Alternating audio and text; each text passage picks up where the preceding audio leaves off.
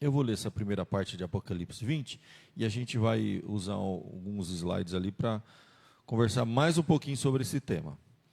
Então diz assim a palavra de Deus: Então vi descer do céu um anjo, tinha na mão a chave do abismo e uma grande corrente. Ele segurou o dragão, a antiga serpente, que é o diabo, Satanás, e o prendeu por 1000 anos. Lançou-o no abismo, fechou-o e pôs selo sobre ele, para que não mais enganasse as nações até se completarem os 1000 anos.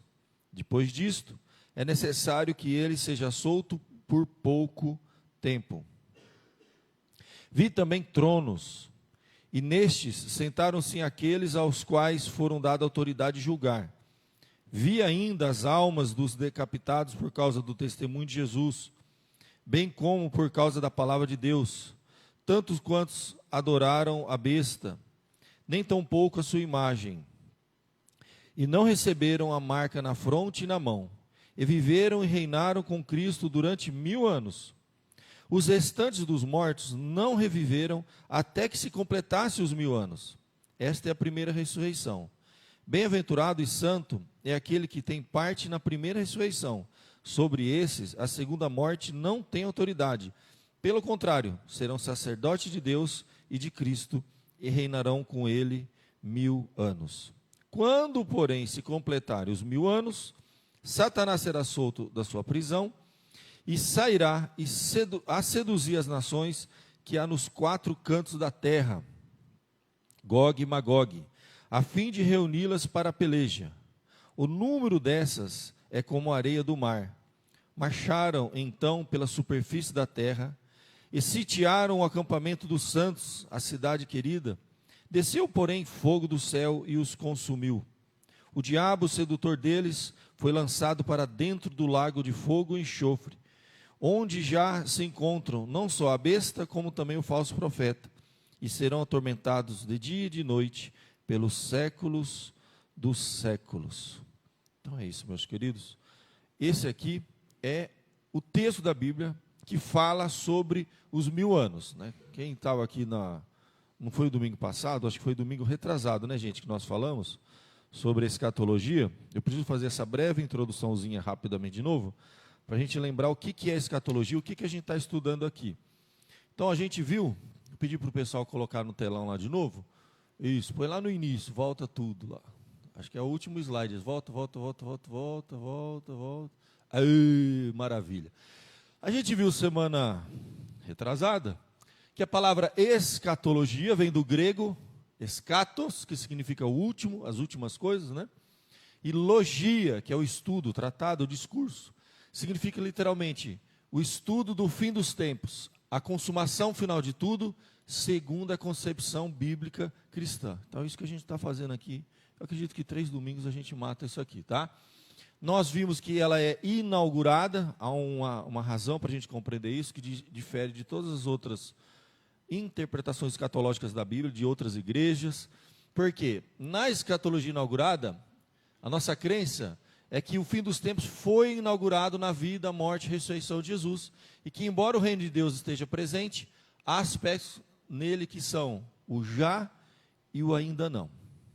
Então a gente crê que quando Jesus veio a primeira vez, já disparou, vamos falar assim, uma série de eventos, desde aquela vinda até hoje, continua, e só vai encerrar na segunda vinda de Jesus. É o já e o ainda não.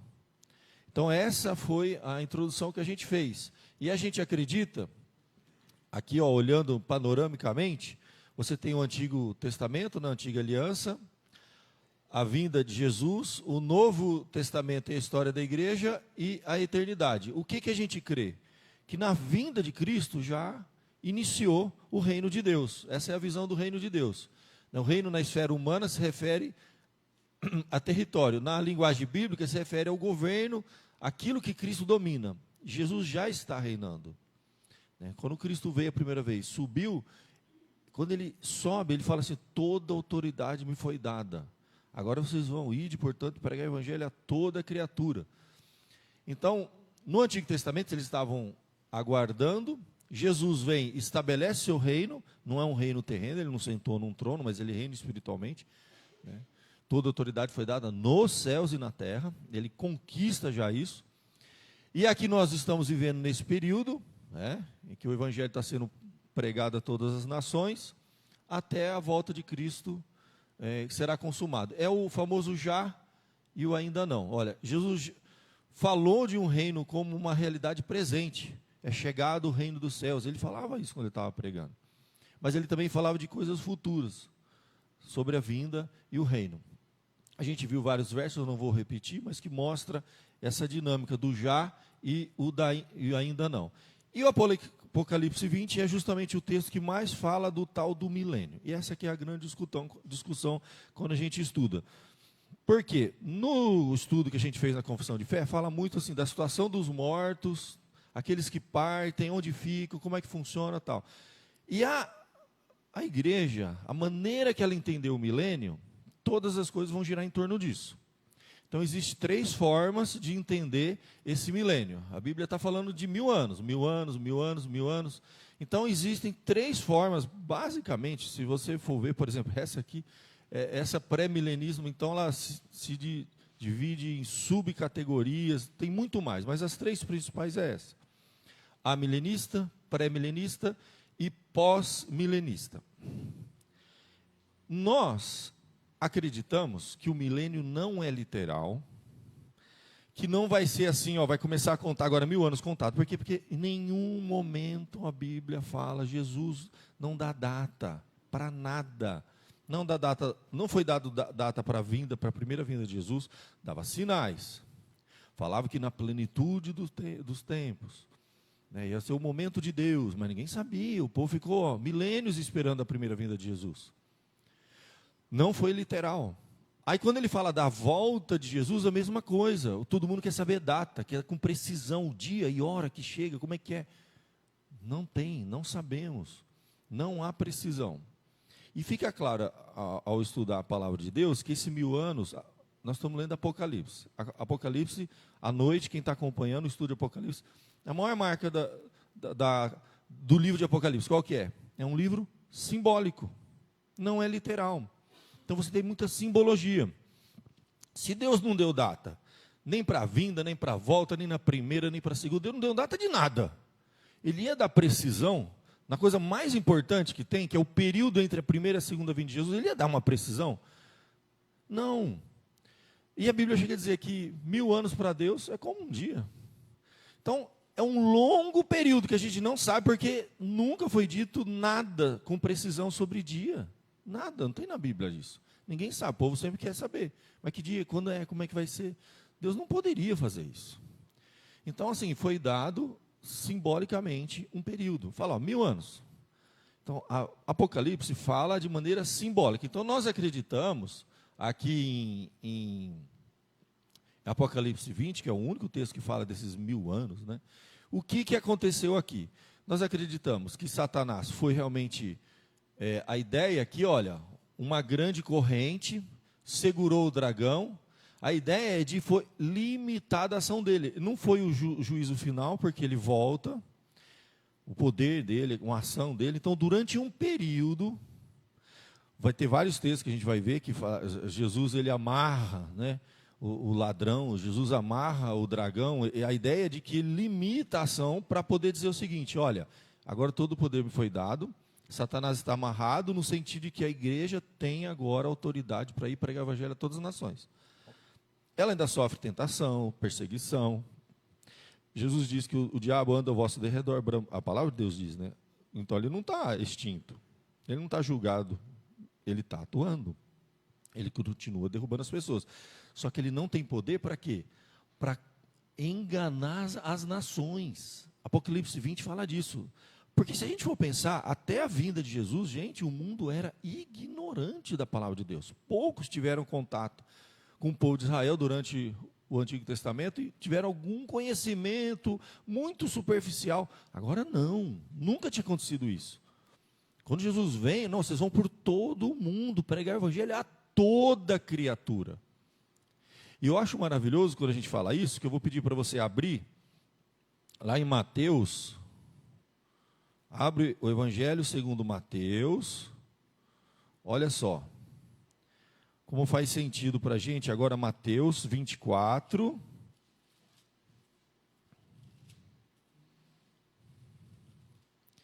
Eu até vou deixar aberto aqui no meu...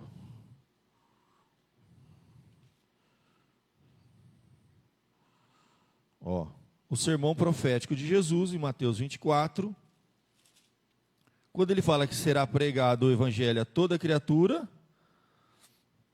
então virá o fim. Olha lá o verso de número 14, ó. Eu vou ler só o 14 por enquanto, para a gente vai ler o capítulo inteiro. E será pregado este evangelho do reino por todo o mundo, para testemunho a todas as nações. Então virá o fim.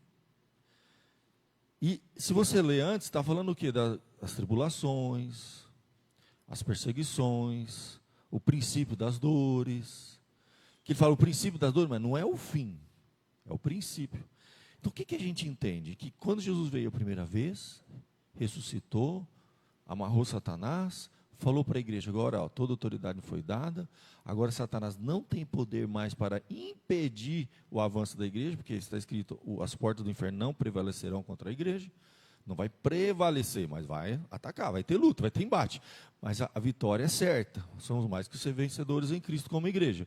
Então a igreja vai avançar nas trevas, pregando o evangelho, resgatando pessoas, durante um longo período. Depois que a gente cumprir isso, a todas as nações, Satanás está amarrado, ele não pode mais enganar as nações, virá o fim. Então, se a gente for pensar, a volta de Cristo vem quando? Depois que a gente pregar o evangelho no mundo inteiro.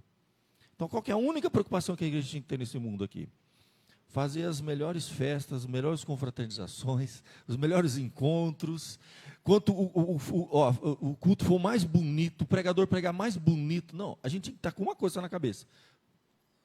Evangelizar, evangelizar, evangelizar, evangelizar, até Jesus voltar e ponto final.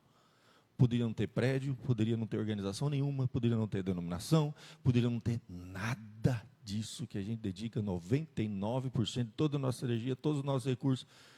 Mas por uma questão de organização é importante. Mas seria isso, pregar o evangelho, pregar o evangelho, pregar o evangelho, pregar o evangelho. Na verdade, se a gente for ver, 99% do nosso trabalho é voltado para quê? Para fora ou para dentro? Para dentro, gente. Se a gente for fazer uma análise real da nossa igreja, seria mais ou menos assim. O que a gente precisa fazer? Fazer menos trabalho. A gente tem que diminuir a quantidade de trabalho. Nossa igreja tem muito encontro, reuniãozinha de oração para nós, confraternizaçãozinha para nós, eu não sei o que, culto aqui para nós, tudo para nós, tudo para nós. E o povo sair daquela porta para pregar o evangelho. A missão da igreja seria isso. Podia não ter essa institucionalização toda, diminuir, que é o que às vezes atrapalha. O problema da nossa igreja é que tem muito trabalho, a gente tinha que diminuir o nosso trabalho, bastante, para a gente ter tempo para pregar o evangelho. Porque a gente mais prega o evangelho, sabe quando? Quando você passa a semana lá na cidade, convivendo com as pessoas que não conhecem o evangelho. Quando você vai visitar uma pessoa pagã, no aniversário de um amigo lá do seu trabalho, e você influencia aquelas pessoas. Ontem a gente estava no aniversário de um membro da igreja, aí eu conheci lá o Vinícius. Eu vejo os jovens toda semana aqui. A gente se vê todo dia, a gente conversa no Zap toda hora. Eu vou ficar sentando, conversando com um dos nossos jovens àquela hora. Mas tinha um lá que não conhecia o evangelho. Eu sentei do lado dele, passei a noite conversando com ele, peguei o Zap dele e já estou orando e pensando como que eu vou evangelizar esse rapaz. Que ele é o cunhado. A nossa preocupação de ser essa. Chega de crente, chega de ver crente, chega de reunião de crente, chega de trabalho de crente, diminui. A gente tem que diminuir 50% do nosso trabalho. E, meu irmão, vai para o mundo. O pastor mandando a igreja, vai para o mundo, não, velho. Vai para o mundo pregar o evangelho, vai viver lá. É sentar com eles, participar de um aniversário pagão, um pagode rolando, churrasco, ser sentado lá, testemunho de Jesus. O que Jesus fazia? Jesus entrava na casa dos publicanos e pecadores. O que os religiosos faziam? Está vendo? Está igual eles. Pagão, está lá no meio dos publicanos e pecadores. Jesus sentava para comer com publicanos e pecadores. O que ele está fazendo? Levando o reino de Deus para fora. Alcançando as pessoas. E os religiosos que falavam, está vendo? Ó, Jesus está sentando para comer com o publicano e pecador. Então, se a gente for imitar Cristo, a gente tinha que ser menos religioso e mais cristão no mundo, pregando o evangelho. influenciando as pessoas. Agora assim, pastor, se eu for lá no mundo, eu vou acabar ficando no mundo. Então fica quietinho aqui dentro, vamos fechar as portas e fica aqui, porque vamos garantir quem está aqui dentro. Então, a única razão de a gente estar aqui é para você se fortalecer, para quando você for para lá, porque tem uns que vão e não voltam, né? Esse que é o problema. Então, a escatologia é uma coisa muito atual, muito presente. A gente tem que pensar nessa visão, mas em questões práticas, é isso. O Satanás está amarrado, você tem autoridade de Jesus para ir pregar o evangelho, e as pessoas vão se converter, gente. Se você falar de Jesus, o Espírito Santo vai agir, e as pessoas estão se convertendo. É isso que a gente tem garantido, é certeza que você vai pregar o evangelho, e vai ter gente que vai ouvir. Quem, como, quando, não sei, mas vão ouvir. Se eu não tivesse essa garantia, se eu não acreditasse que existem os predestinados lá, Paulo falava assim, por causa dos eleitos, é que eu vou lá pregar o evangelho naquela cidade. Vai que tem algum eleito lá. Essa aqui é a ideia. Então você chega no meio pagão, lá no seu trabalho, tem 30 pessoas lá, tudo falando palavrão, tudo... Nossa, lugar, eu estou nas trevas aqui, eu vou trabalhar com crente. A gente tem esse negócio, né? Eu vou trabalhar com crente, porque a música é de crente, o palavreado é de crente, o ambiente é de crente.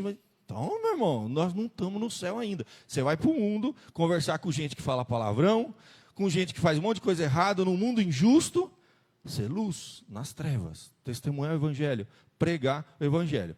Então, essa deveria ser a nossa missão. Agora, vamos falar um pouquinho, tá, dessas três visões, para a gente mostrar aqui como que a gente crê porque que nós somos mais próximos do amilenista. Você vai ver que esses três estão interpretando esse mesmo texto. Tem algumas partes que bate, que a gente pensa parecido, outras a gente pensa muito diferente. Vocês vão ver. Então, o amilenismo é basicamente isso aqui, o que a gente crê. O que foi que aconteceu? Quando Jesus veio a primeira vez, inaugurou o milênio, que é um período simbólico, a gente não sabe quanto tempo que é. Apocalipse 21:6, é agora, nós já estamos vivendo. O milênio é simbólico, né? É símbolo da vitória completa de Cristo sobre Satanás e do gozo perfeito dos santos no céu. Então, ali conta tudo ali. Conta desde a primeira vinda, o avanço da igreja, a pregação, Satanás preso, até o final, quando ele vai ser solto, que aí é o fim dos tempos mesmo, Jesus volta, juízo final, tudo lá. Aí, a volta de Cristo, ressurreição dos mortos, julgamento final, novo céu, nova terra. É simples. O amilenismo ele é muito simples. Entre a primeira e a segunda vinda, a igreja está aqui pregando o evangelho. A hora que a gente pregar em todas as nações, virá o fim. Jesus volta, todo mundo, o julgamento final, ele separa o cordeiro do lobo e o joio do trigo, e a gente vai reinar com Cristo eternamente. Aí você vai para o pré-milenismo. Aí é uma confusão, até a tabela é difícil de entender esse negócio aqui, viu, gente? Então, vamos lá. Primeira, a encarnação de Cristo. Beleza. Aí começa a rolar a igreja pregando. Aí vai ter... Aí o negócio é complicado. Aí vai ter 1000 anos literais. Eles acreditam que vai correr 1000 anos certinho. Começou. 1 ano, 100 anos, 200 anos. Vai correr 1000 anos certinho. Então, você já marcou data. Nessa daqui, que vai ter arrebatamento dos crentes. Os mortos serão... ressuscitam.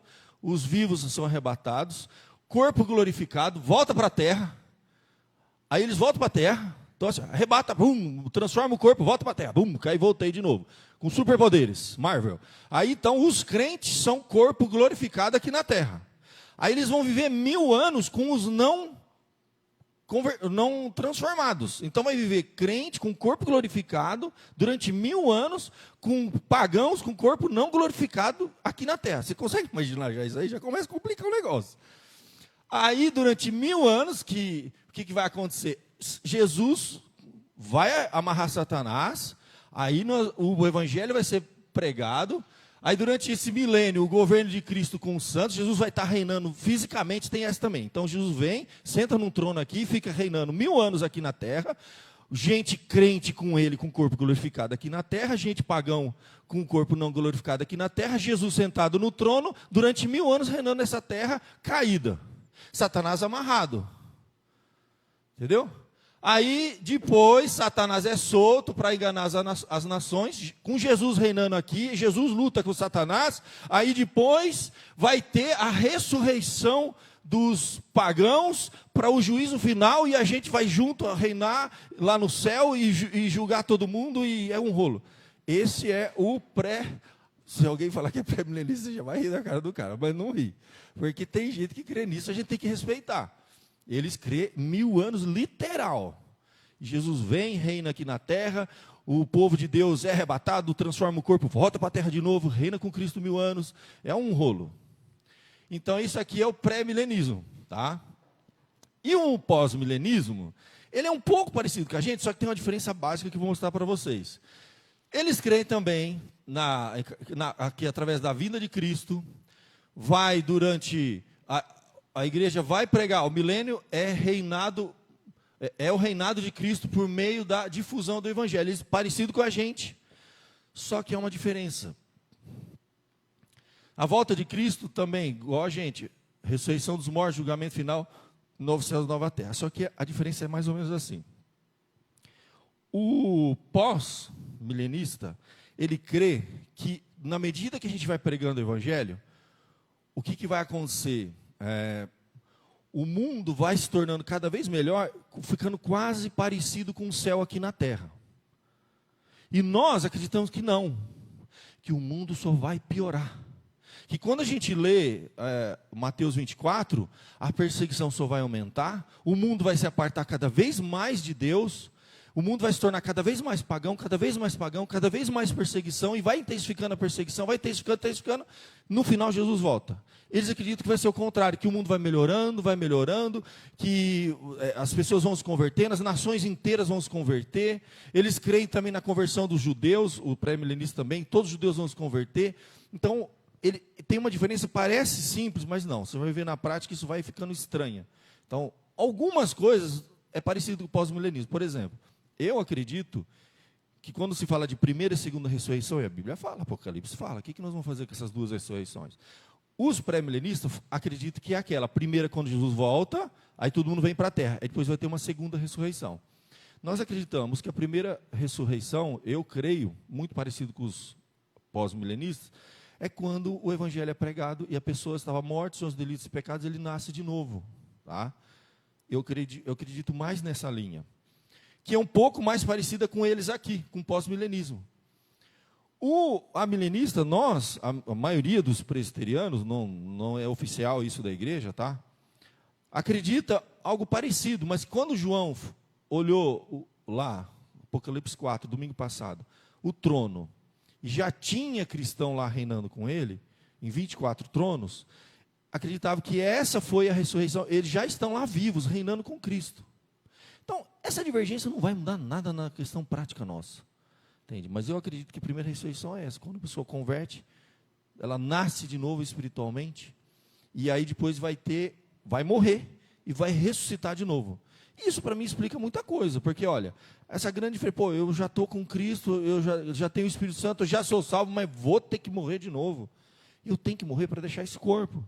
Aí eu ressuscito de novo. Então, você já experimenta a vida eterna já habita em você. Você não morre eternamente, você não vai experimentar a segunda morte. Essa aqui é a diferença. Então assim, quem não tem Cristo, vai morrer fisicamente, e depois morrer espiritualmente, eternamente no inferno. Então, fala-se de segunda morte. Quem tem Cristo não passa pela segunda morte. Você vai morrer uma vez só, porque você tem que deixar esse corpo e receber um corpo eterno, para viver eternamente com Cristo. Então, a diferença é basicamente essa. Mas a gente vai mais para frente, a gente vai ver algumas coisas. Pode falar, João.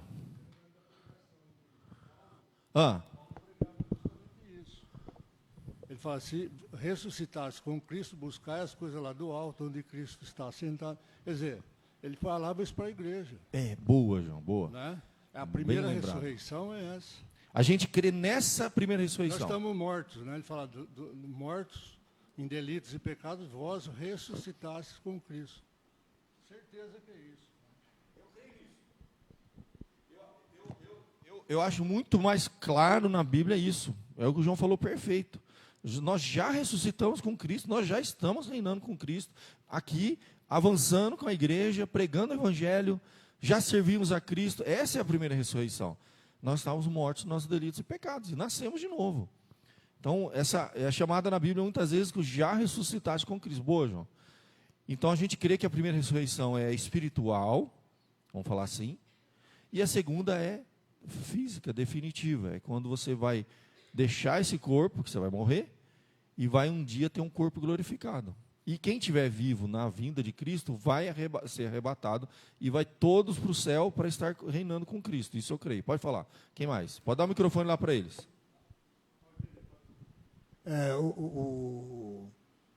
O interessante é que quando é o pré-milenista, isso daí eu vivi, ele começa a marcar datas, entendeu?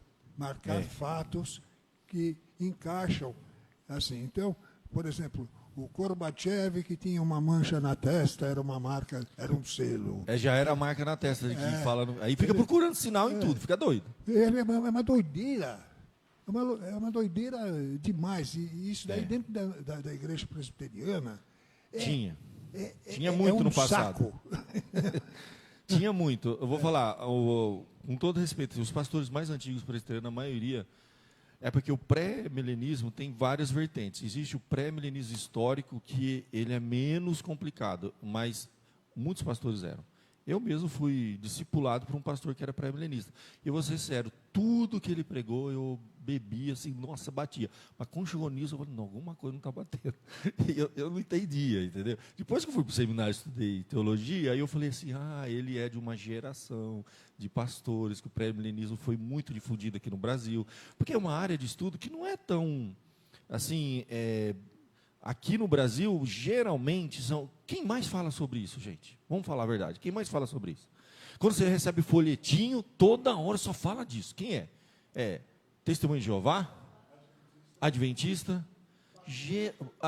Também batista. Mas, geralmente, seitas, elas falam muito do período da criação, é uma ênfase muito grande, né? E desse período apocalíptico. Então, pode ver, folhetinho de adventista é só isso.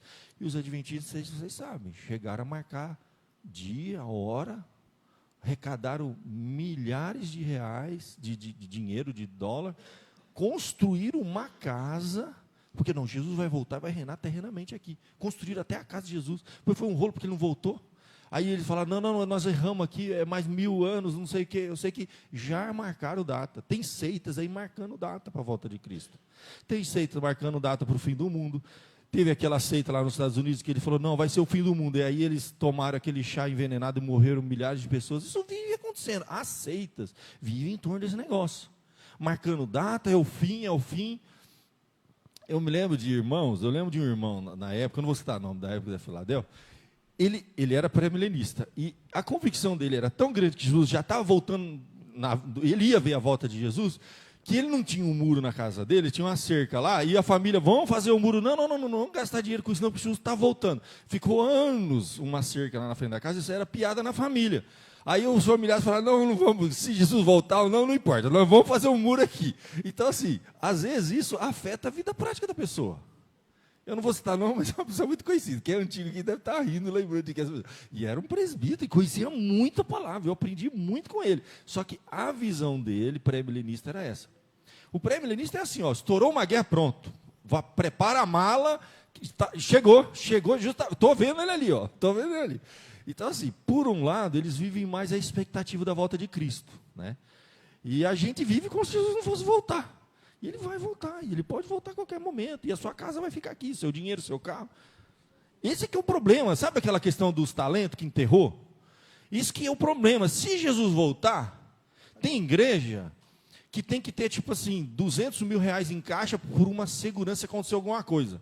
Eu estou pensando, se Jesus voltar, ele vê aqueles 200 mil, vocês podiam ter comprado 1 milhão de Bíblia e distribuído no mundo. E o que vai ficar fazendo com esses 200 mil na conta do banco agora? Entendeu? Então, assim, tem que ter uma margem de segurança. A gente é uma instituição, a gente tem responsabilidades. Mas, assim, é a visão de construir um reino aqui na terra, de ter reservas excessivamente na terra. Viver como se a eternidade fosse aqui.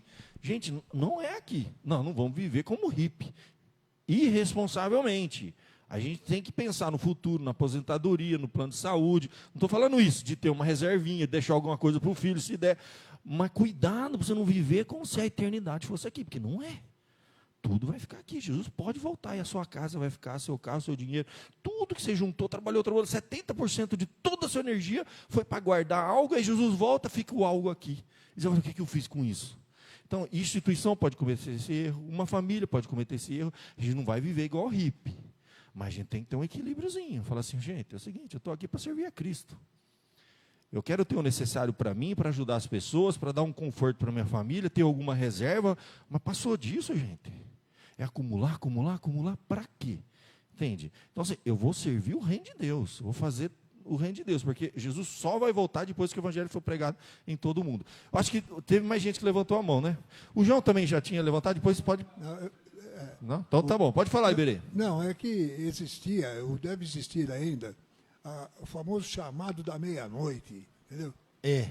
Nossa, aquelas revistinhas que circulavam do chamado da meia-noite, aquele negócio assim. Eu lembro, Os caras nunca mais vi. desvirtuam tanto, é tão desvirtuada a coisa que passa a ser cômica.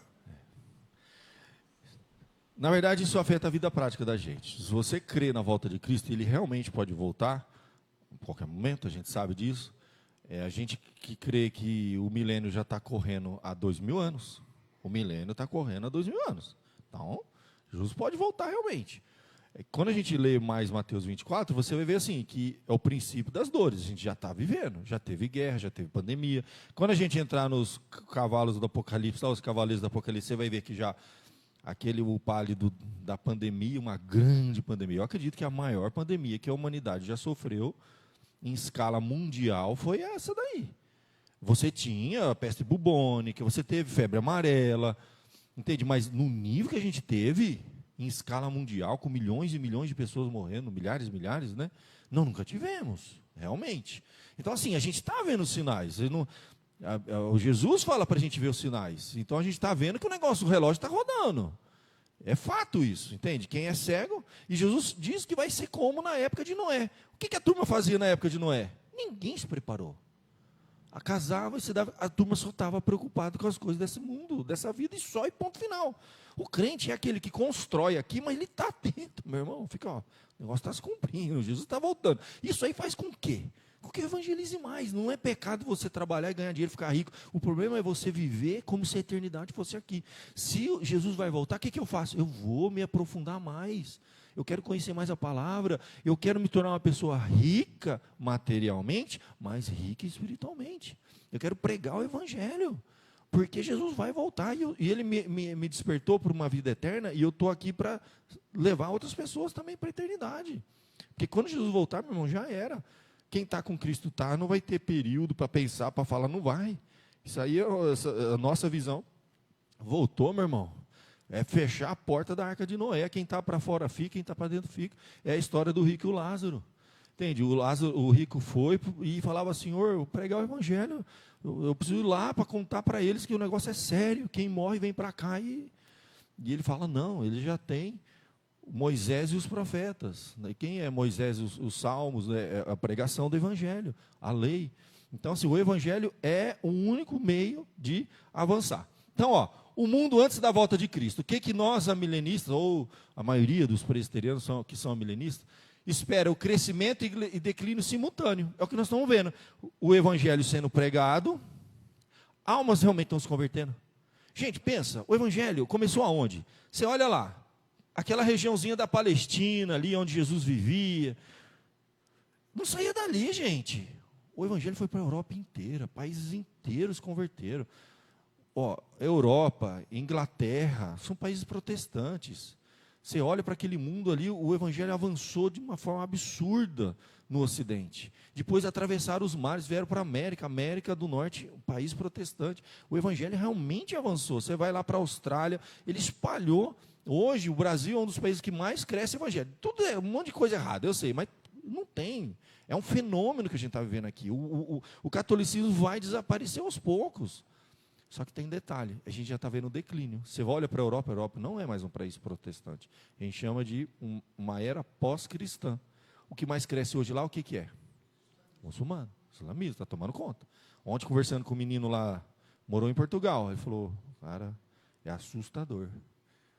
o europeu não tem mais filho. Eles estão com uma crise, não tem jovem. O pessoal está envelhecendo, não tem filho. Jovens casais casam, não querem filho. Malemar, se tiver um, e olha lá. E o muçulmano tem 7, 8, 9. Então, uma projeção que até 2050 a Europa vai ser totalmente muçulmana. E eles vão entrar nos governos, vão fazer leis, porque eles já estão fazendo. Então, assim, a Europa vai se tornar totalmente... o islamismo vai tomar conta. América do Norte tem muito protestante ainda, mas não se compara, gente. Está num processo de declínio absurdo. Então, a gente está vendo esse avanço. O evangelho está indo, se espalhando pelo mundo. Quem tem que salvar, se salva. O espírito do erro vem atrás e vai destruindo.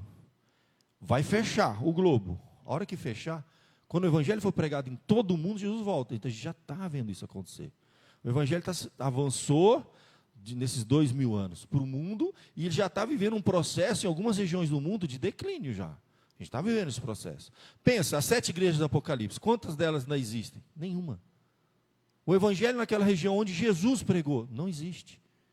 Percebe? Então o evangelho, você percebe que ele vai andando e vai salvando no mundo, no planeta. Só que atrás vem um espírito do erro e vai se fechando. As igrejas abrem, salva pessoas naquela nação e elas vão fechando.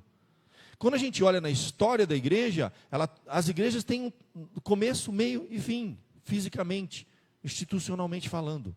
O evangelho não morre, ele avança, ele avança. Só que o declínio vem vindo. Entende? A apostasia vem vindo, o espírito do erro, o anticristo, o espírito do anticristo, não uma pessoa, o espírito vem vindo junto, gente.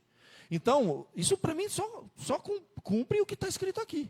Eu creio nesse processo de crescimento e declínio simultâneo, sofrimento e sucesso, testemunho e apostasia ao longo desta era, entre os dois adventos de Cristo, entre a primeira e a segunda vinda. O evangelho está sendo pregado, muitas pessoas se convertendo, e ao mesmo tempo apostasia, sofrimento, guerras, luta, está acontecendo. E vai avançando. O pré-milenista espera o aumento da deterioração na condição do mundo, incluindo a igreja visível, até o retorno de Cristo para estabelecer o seu milênio. Então, eles acreditam que eles não estão vivendo o milênio, que nós ainda não estamos vivendo aquele período em que o evangelho será pregado a todas as nações. Eles creem que aqui vai de mal a pior. Quando piorar, Jesus volta. Só que nós cremos que Jesus volta já na segunda. Eles acham que vai ser na primeira. Então, quando Jesus voltar, o negócio pegar fogo aqui, Jesus volta, aí eles falam, beleza, agora tem mais 1000 anos para pregar o evangelho, né? Aí Jesus fala, não, meu irmão, passou 1000 anos já. Agora é juízo final. Então, eles estão achando, os pré-milenistas, que nós estamos vivendo uma era cada vez pior, sim, só que quando piorar de vez, Jesus vem e durante 1000 anos será pregado o evangelho.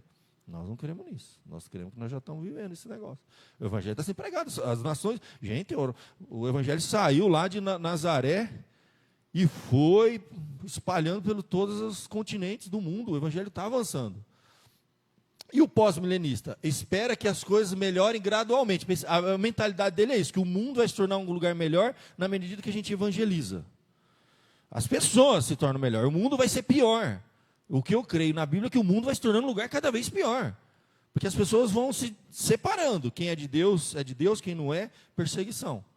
Aí, por meio da bênção graciosa de Deus sobre os esforços missionários da igreja, até que todas as nações reconheçam Cristo como o Messias, e guerras, fome, doença e outros desastres globais gradualmente cessem.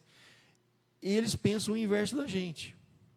Nós acreditamos que a tendência é ter cada vez mais guerra, e o evangelho avançando, e o mundo, epidemia, guerra, perseguição, apostasia, e o evangelho avançando, e Jesus vem. E é o juízo final. Então são 3 visões diferentes, né? Mas um pouquinho para frente aqui. Não sei se eu estou... O pessoal aí do coisa, eu acho que parou o meu slide aí, meu querido. Muda mais um slide aí para a gente. A atuação de Satanás, volta um pouquinho aqui, a atuação de Satanás no milênio. O que a gente acredita? Já foi falado várias vezes. Satanás é acorrentado, colocado em um abismo por 1000 anos. Restringiu o poder dele e não impede, as portas do inferno não vão prevalecer contra a igreja. Pode pregar que, se tiver eleito, vai se converter. É isso que a gente crê. Então, Satanás não vai te impedir de pregar. Ele vai atrapalhar, mas impedir ele não vai. O propósito desta prisão é para que ele não mais enganasse as nações até se completar os 1000 anos. Simples. Para mim está tão claro. Então, claro. Ó, o acorrentamento de Satanás significa que ele não pode impedir o crescimento do evangelho. Ó, vamos ler alguns textos que ele vai falar de amarrar Satanás, porque a gente está muita teologia e vamos Bíblia, né, gente? Um pouquinho, vai.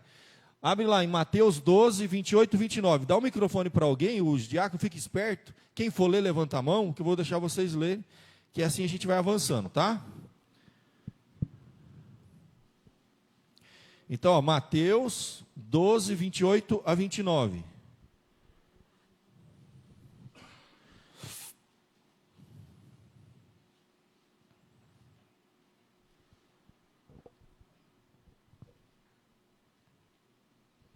Quem vai ler, já dá o microfone. Boa. Se, porém, eu expulso demônios pelo Espírito de Deus, certamente é chegado o reino de Deus sobre vós. Ou como pode alguém entrar na casa do valente e roubar-lhe os bens sem primeiro amarrá-lo? E então lhe separará a casa. Ele saqueará a casa. Perfeito. Jesus fala que ele já amarrou o valente, ele já segurou para poder. Se eu estou expulsando demônio, é porque eu estou exercendo poder sobre ele, limitando o poder dele para vocês avançarem com o evangelho. Outro verso, que é Lucas 10, versos 7 e 8. Quem que vai ler, por favor, levanta a mão. Lucas 10, e outro já vai abrir no João 12, 31 e 32. São os textos que falam dessa questão de amarrar Satanás. Porque o pentecostal, com todo respeito, ele fala assim, nós vamos pregar o evangelho lá na cidade de Araci. Mas antes, existe método de evangelismo, é assim, ó. Antes, ele fala o seguinte, vai uma equipe lá especializada, a SWAT, o BOP, espiritual, vai na frente para amarrar Satanás. Aí depois vai as senhorinhas da oração para orar. Entendeu? Atrás, e depois vem os evangelistas pregando. Então, é o exército, estratégia. Aí vai o BOP, SWAT, espiritual lá na frente e amarra Satanás. Então, eles passam uma madrugada, já vi coisa desse tipo. Eles vão antes rodear aquela território para amarrar o Satanás, entendeu? Para depois pregar o evangelho. A lógica está certa. Tem que amarrar para pregar. Para Satanás não impedir as pessoas de se converterem. Só que Jesus está dizendo que ele já fez isso. Quando ele morre na cruz e ressuscita, ele fala, toda autoridade me foi dada, agora vocês podem ir pregar o evangelho. Então Satanás já está amarrado. Não precisa o SWAT, o BOP da igreja na frente, amarrar o cão para você pregar o evangelho. Você pode ir lá no seu ambiente de trabalho e falar assim, ó, Satanás já está amarrado aqui. Então eu vou pregar o evangelho, porque se tiver eleito vai se converter. Simples. Entendeu? Você não precisa amarrar Satanás. Porque Lucas 10, verso 7 e 8. Quem que vai ler? Lê para a gente aí alguém. Levanta a mão aí, ó. Lucas, capítulo 10. E outro já abre João 12 aí. E ficai na mesma casa. Está sumindo. E 10, 7, 8, né? É. E ficai, Lucas 10, 7 e 8. E ficai na mesma casa, comendo e bebendo do que eles tiverem. Pois digno é o obreiro do seu salário, não andeis de casa em casa. Tá certo mesmo? Lucas 10, 7. Vai, continua. Ah, é 17 e 18, então, gente. Pode ser que esteja errado aqui. Vê lá 17 e 18. Pula aí verso 17 e 18. Vamos ver. Aqui está 7 e 8. 17. Vê se bate. É isso mesmo? Ajuda aí. Então me ajuda aí, gente. Vamos lá. 17 e 18. 17 e 18. Tá. E voltaram os 70 com alegria, dizendo, Senhor, pelo teu nome, até os demônios nos se sujeitam. Isso mesmo, está errado. Disse-lhes, eu vi Satanás como raio cair do céu. Justamente, são textos que mostram que a igreja agora prega e expulsa demônio mesmo. Então, Satanás já perdeu o seu poder nesse sentido. A pregação do evangelho, ele não tem poder contra o evangelho. Ele tem poder do quê? De tentar a gente e enganar a gente no sentido de fazer a gente gastar tempo com outra coisa e não pregar o evangelho. Isso ele faz com a igreja. Ele desvirtua a igreja. Ele semeia heresia na igreja. Ele faz essas coisas. Ele tenta a gente para a gente cair. Entendeu? Mas se você falar, não vou cair, eu vou pregar o evangelho, ele treme.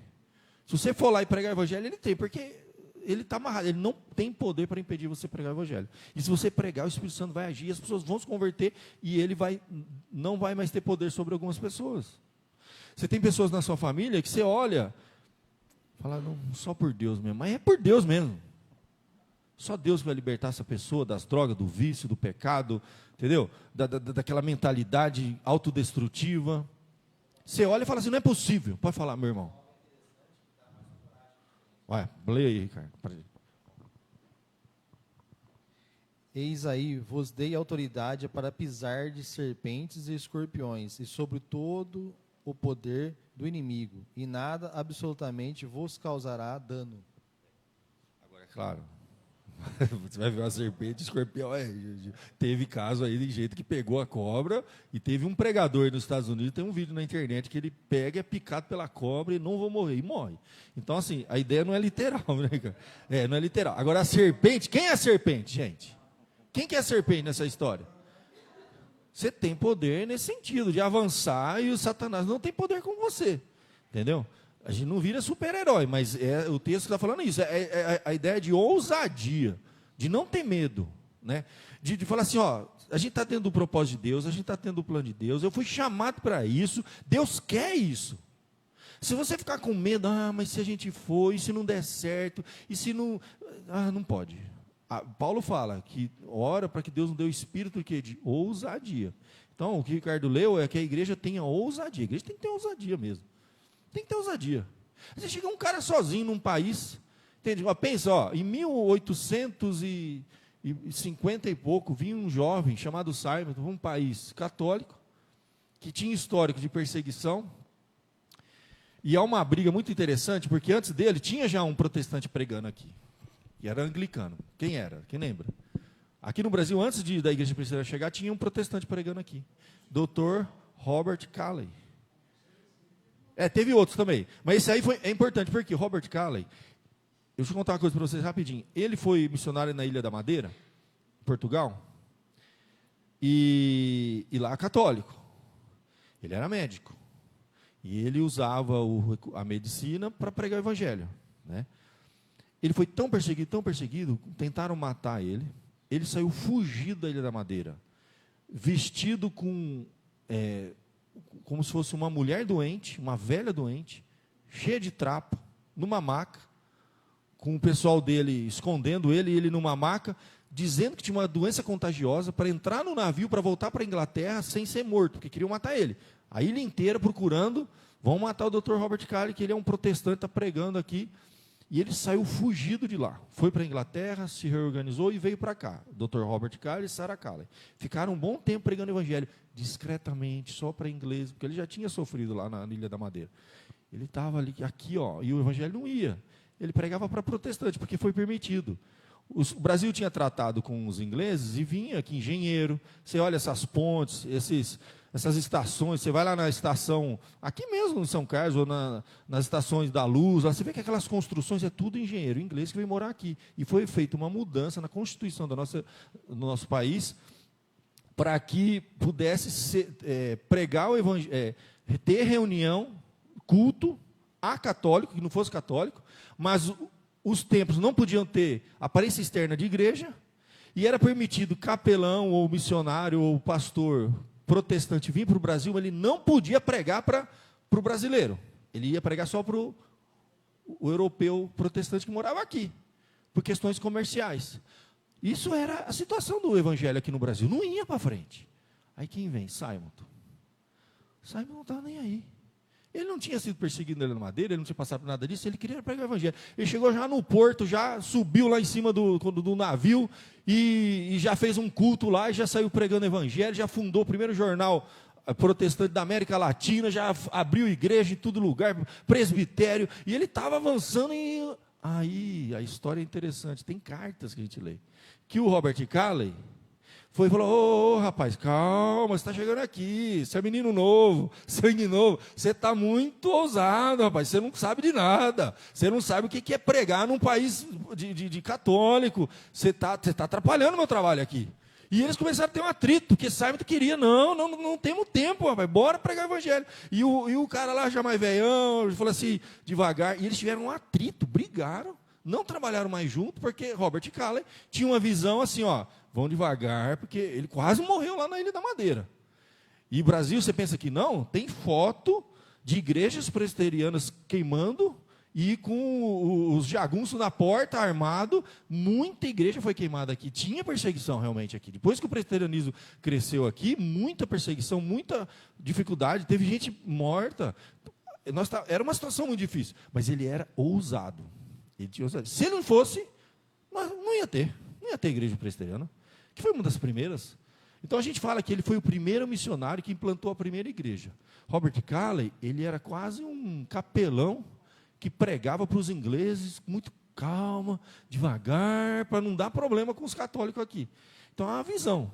Se você não for ousado, gente, mas você chegar sozinho num país, sair pregando, passando por cima de todo mundo e sem medo de perseguição, e foi o que ele fez. Fundou a primeira igreja, o primeiro presbitério, o primeiro jornal da América Latina, fundou a igreja presbiteriana, trouxe um monte de missionário lá dos Estados Unidos, morre, em 8 anos ele morre, a esposa dele morre primeiro, no dia do parto da filha, pegaram febre amarela, sei lá, alguma doença assim, morre a esposa, fica a filha, ele morre logo em seguida, essa menina ficou órfã de pai e mãe, sozinha aqui, um americano, família muito bem de vida lá.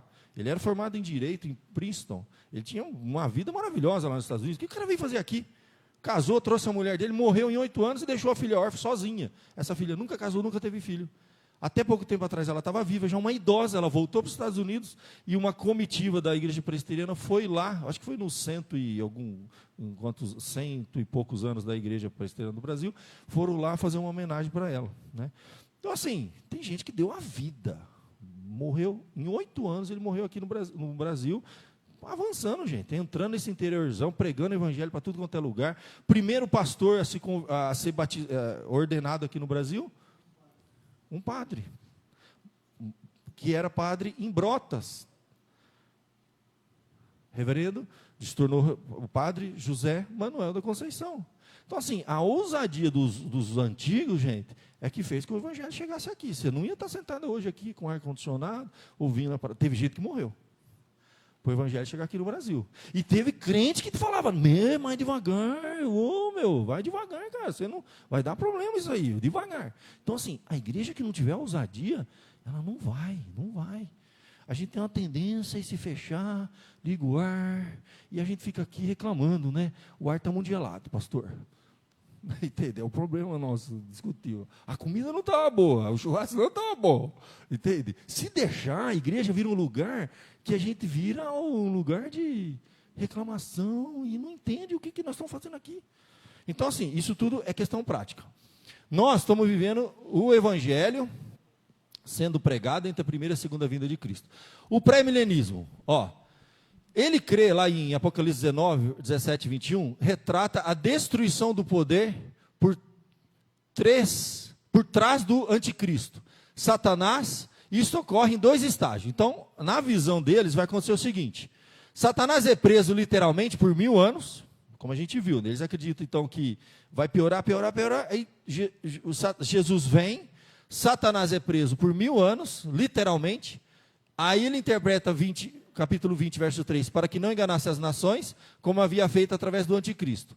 Satanás depois vai ser solto, ele engana as nações, rebela contra Cristo, segue a guerra escatológica final, a condenação definitiva de Satanás. É a visão pré-milenista, tá? 1000 anos literal, Satanás vai ser literalmente amarrado, Jesus reina, o evangelho é pregado. E essa visão é muito parecida com a nossa, nesse aspecto. Com a vitória de Cristo na cruz e ressurreição, esta situação mudou, pois Satanás foi preso, como a gente já leu, para não mais enganar as nações. Cristo autoriza a grande comissão para efetuar a libertação de indivíduos e nações por meio da pregação do evangelho de conversão. Então, eles são parecidos com a gente nesse aspecto, tá bom? A gente chegou a ler João 12, verso 31 e 32? Então, lê, alguém, quem tiver aí, lê para a gente para terminar isso aqui, vai, para a gente mudar o slide. E o pessoal do MC4 já vai mudando o slide aí para a gente, que o meu negócio às vezes sai. Eu não sei se é pilha. Lê para a gente, João 12, verso 31 e 32. Chegou o momento de ser julgado este mundo, e agora o seu príncipe será expulso. E eu, quando for levantado da terra, atrairei todos a mim mesmo. Ele está falando da ressurreição. O príncipe desse mundo será expulso, no sentido de que o evangelho vai ser pregado, ele foi amarrado, ele foi levantado da terra quando? Quando Jesus foi levantado da terra? Ressurreição. Então isso já aconteceu, Satanás já está amarrado, o evangelho está sendo pregado. Vamos para frente. O significado da primeira ressurreição. Tá? Então, vou pedir para o Vitinho colocar de novo lá para a gente. Aqui, ó. Muito bem. Como a transição da morte para a vida no céu com Cristo. A primeira ressurreição implica em uma segunda. Quando fala primeira, então tem a segunda ressurreição. Os amilenistas e os pós-milenistas, eles creem de uma forma mais parecida. Eles não creem nessa ressurreição literal, que vai ressurgir dos mortos, aí volta aqui para a terra de novo, aí depois vai ter uma outra ressurreição. Não, nós não cremos nisso. Nós cremos que a primeira ressurreição, tanto aqui como aqui, vou simplificar, é espiritual, é reinar com Cristo lá no céu, reinar com Cristo aqui na terra. Quem já está com Cristo, já ressuscitastes dos mortos, como o João comentou. Eles não, eles creem em duas ressurreições físicas. Uma dos crentes no início do milênio, Jesus vem, os crentes ressuscitam, e depois outra dos ímpios no fim do milênio. Qual é o juízo final? Não dá, cara, não dá para crer nisso não. Complicado. Então, o significado de primeira ressurreição em Apocalipse 20, tá? Eu creio que é mais provável espiritual mesmo, quando você se converte. Paulo fala, vós já ressuscitaste com Cristo. A gente já está tendo a vida eterna, ainda com esse corpo. Eu preciso receber um corpo agora glorificado para viver lá no céu. A igreja durante o milênio já desfruta das bênçãos escatológicas no tempo presente. Nós já estamos vivendo já o milênio, o evangelho está sendo pregado, está avançando. No pré-milenismo, ela seguirá pregando e testemunhando, pois os incrédulos ficarão na terra milenar. E alguns desses se converterão a Cristo e serão salvos. Eles estão esperando Jesus vir, continua pregando, ok. Só que vai acontecer, Jesus vai vir, vai estabelecer 1000 anos, e aí o evangelho vai avançar como nunca avançou antes. Termina 1000 anos, Jesus volta de novo, é a ressurreição dos mortos, ímpios para o juízo final e o fim. O pré-milenismo, uma grande atividade missionária. Eles entendem que a igreja está plenamente equipada por Deus para o sucesso da missão de evangelização no mundo. É parecido com o que a gente pensa. O evangelho está avançando, está sendo pregado. Só que eles acreditam que o mundo vai melhorar na medida que o evangelho avançar. A gente acredita que não, que o mundo vai piorar na medida que o evangelho avançar. Em que sentido? Perseguição, o princípio das dores vai aumentando até o parto final. Eu acho que já estou no finalzinho aqui, viu, gente? Deixa eu tentar resumir o máximo aqui. A situação dos crentes. Durante o milênio, os crentes mortos servem a Deus e a Cristo como sacerdote e reinam com Cristo como rei. Está lá em Apocalipse 20. Os salvos vivos, que estão aqui na terra, desfrutam do já e o ainda não. Do reino de Cristo, já implantado, mas que caminha para a consumação final. Nós estamos vivendo esse processo, já estamos reinando, os crentes já vivem esse processo aqui com Cristo. O pré-milenismo, os crentes ressuscitados e os que estiverem sobre a terra, quando Cristo voltar, receberão um corpo glorificado da ressurreição, que nunca mais morrerá, e nesse corpo viverão sobre a terra e reinarão com Cristo por 1000 anos. Complicado, hein? Então, a visão que os crentes, durante o milênio, vão ter um corpo glorificado aqui na terra. E o pós-milenista, a providência é lenta, mas a história é longa. O processo do evangelho está atrelado a cristãos piedosos e verdadeiramente vivendo os preceitos bíblicos, e o mundo vai melhorando na medida que o evangelho é pregado. Nós cremos num evento único, Jesus vai vir uma última vez, é o juízo final, acaba tudo, ele já veio uma, vai vir a segunda, e nós já estamos vivendo esse processo, até que ele venha visivelmente, a Bíblia diz que todos verão. Eles creem na volta de Cristo, é um evento único, Creem também nos sinais que acompanham a volta de Cristo, evangelização das nações, grande tribulação, grande apostasia, manifestação pessoal do de Cristo. Só que eles acreditam que Jesus vem, estabelece 1000 anos, continua aqui com a gente, e depois é o juízo final. Eles também pensam como a gente. Isso aqui não tem muito o que falar. Após o retorno de Cristo, com o retorno de Cristo, acontecerá simultaneamente a ressurreição dos mortos, crentes e ímpios, o julgamento final, novo céu e nova terra, o estado eterno terá e permanecerá para sempre. A gente acredita que vai ser uma vez só, Jesus volta e já é o juízo final. O pré-milenismo, ressurreição dos crentes, mortos e glorificação dos vivos, encontro nos ares com Cristo e retorno à terra. E eu acho isso aqui a coisa mais bizarra do mundo. aprisionamento de Satanás, conversão de muitos judeus, eles creem nisso também, por isso que há ministérios deles, que é, como é que é o nome daquele ministério que prega só para judeu? Eles têm um ministério, eu não sei se o pessoal aí mais antigo lembra, tem um ministério que eles têm que pregar para judeu, porque quando todos os judeus se converterem, Jesus volta, eles têm essa visão. Cristo estabelece seu reino milenar, governo de Cristo sobre todo o mundo, juntamente com seu povo redimido. Satanás é solto, perto do final do milênio, rebelião final, condenação de Satanás e o lago de fogo. O pós-milenismo crê igual a gente. Esse sermão profético, eu não vou entrar hoje, porque já terminou.